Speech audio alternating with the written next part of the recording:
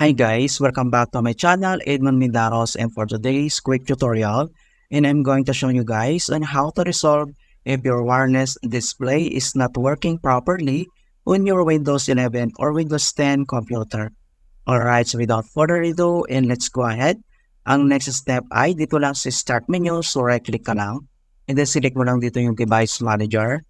So dito sa Device Manager ay kailangan mo lang i-select dito yung Display Adapter. So i-click mo lang tong arrow na to para mag-expand.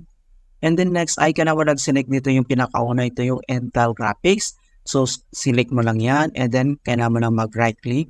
And then next ay kailangan mo lang i-click to Update Driver. And then may dalawang options dito na pwede natin gawin. Ito yung Search Automatically for Drivers or Browse My Computer. Okay? So select ka lang dito. And then, select lang natin itong search automatically. And then, makikita mo dito na automatic mga kaibigan na already installed. Alright? And then next, solution na pwede natin gawin. So, close lang natin dito. So, dito lang sa searching bar ng ating computer, ay search mo lang dito yung control panel. And then, click mo lang itong open. And then next, dito lang sa category, click mo lang itong arrow na to. And then, select mo lang dito yung merge icon para makita natin lahat ng settings. And the next step ay kailangan mo lang select dito yung Windows Defender Firewall. So, click mo lang dito siya.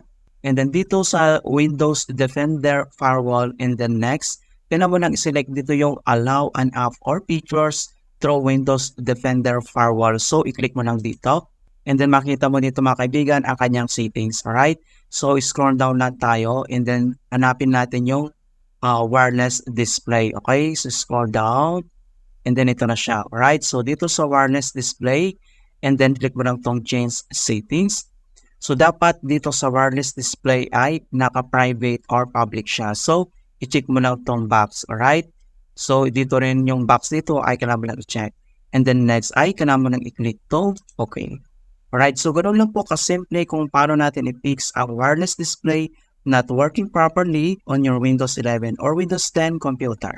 Okay, so please don't forget to like this video, subscribe to my channel for more quality content. Thank you guys and see you in my next tutorial.